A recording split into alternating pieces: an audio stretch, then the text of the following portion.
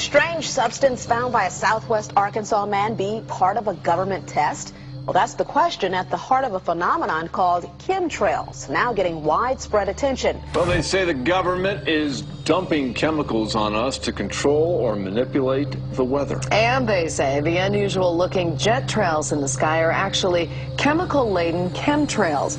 People say the government is up there in airplanes spraying all kinds of chemicals to change or manipulate the weather, leaving what you see there, and they call that a chemtrail.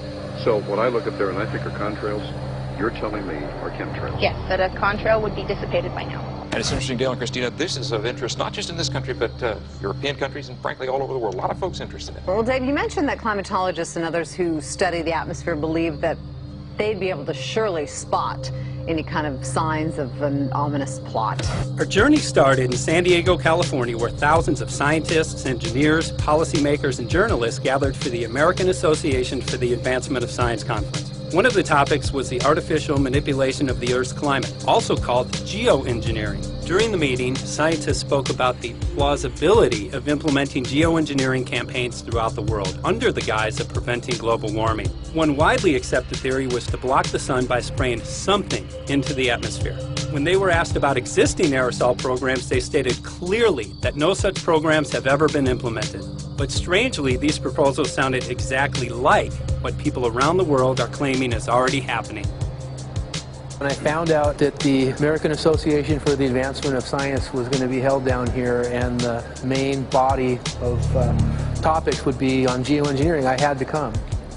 I had to be in on this. I had to hear what these top climate change scientists had to say. And that's the other question about chemtrails and whether geoengineering is being deployed right now without our knowledge. I don't have any personal insight into that, other than to say that I've worked in government at pretty high levels in the White House and at state government. I'm personally skeptical of that. But obviously, you never know what you don't know. Chemtrails.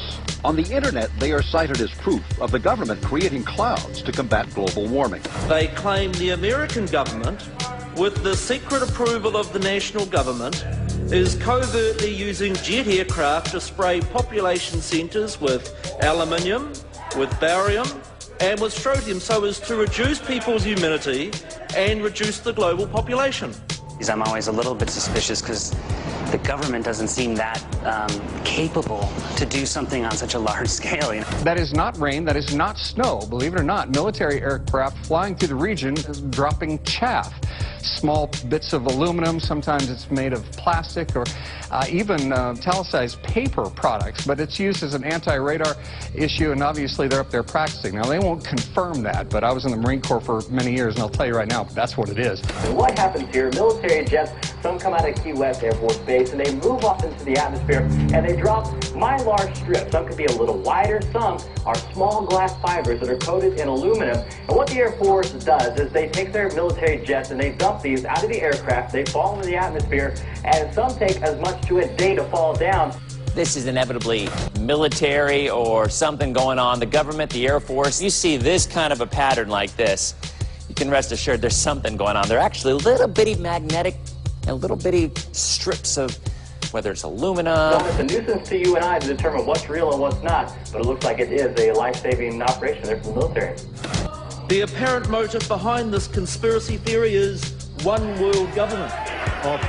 Order, I cannot hear. Mr. Speaker, I want to assure the House that both my ministry and my colleague, the Minister of Health, who have received correspondence on this issue, that this conspiracy theory does not have an iota of truth, and that the trails observed from aircraft simply come from jet engines. Question number 9. Order.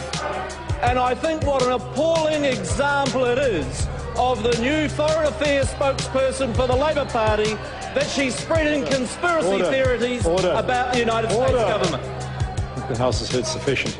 It is called geoengineering, fighting global warming by putting a chemical dust in the atmosphere and reflecting harmful radiation back into space. We take geoengineering to mean deliberate, large-scale intervention in the Earth's system. There are a variety of schemes that have been discussed for geoengineering. A classic example is injecting reflecting particles into Earth orbit. Nevertheless, there might be some good reasons to think about alumina. It turns out, first of all, there's been a lot of work on the environmental consequences of alumina in the stratosphere. The big deal really is that alumina has 4 times the volumetric radiative forcing for small particles as does sulfur. And that means you have 4 times less surface area for the same radiative forcing. And this is a much bigger deal. You have roughly 16 times less the coagulation rate, and that's the thing that really drives removal. So you could get away, we think, with much smaller mass fluxes. So that's why we see things like in the used aircraft patent from '89, they talk about aluminum. And that's why we're seeing in the surface water samples aluminum. And here's David Keith saying that aluminum has 4 times the reflective volume surface area. So they'd like us to think that we're talking about sulfur, but here they slipped up and let it out that aluminum is 4 times better to achieving their ends, and it sounds like it's going to be one they don't want us to know the effects of.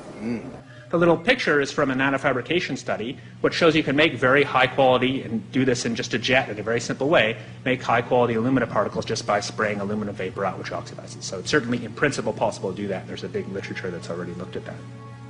And you could do that by either building new versions of these aircraft or even re-engineering existing aircraft. So there's some ideas of that. So you go to an engineering firm and you want this done.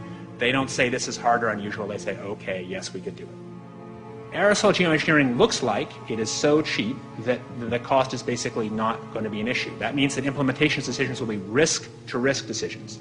The risk of doing it against the risk of not doing it. And it makes the problem of how we govern it fundamentally harder and different and novel.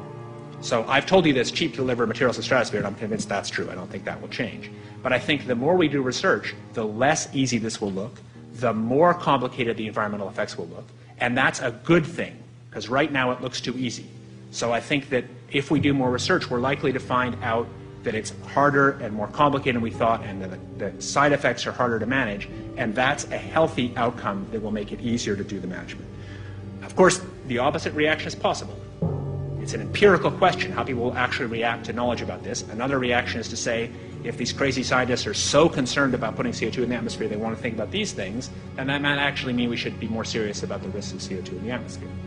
And by the way, it's not really a moral hazard, it's more like free riding on our grandkids. And by the way, it's not really a moral hazard, it's more like free riding on our grandkids. Numerous air quality studies, including from CARB, California Air Quality Resource Board, have named submicron-sized particulates as being particularly harmful for human respiration.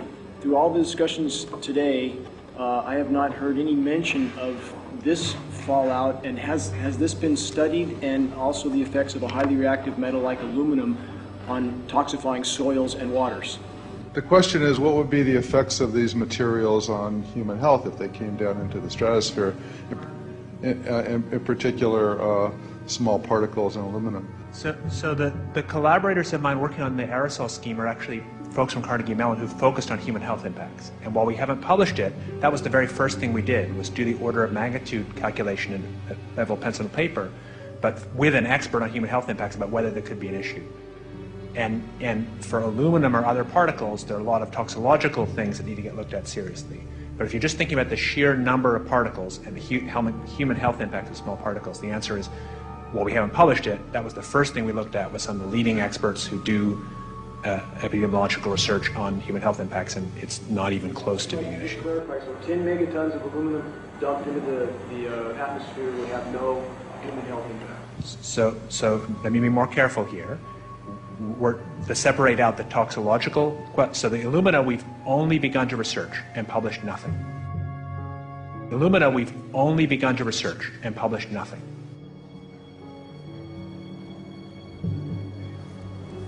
Dane looked at him and he said, so you're telling me that spraying 10 to 20 megatons of aluminum, as you said, would have no human health effects?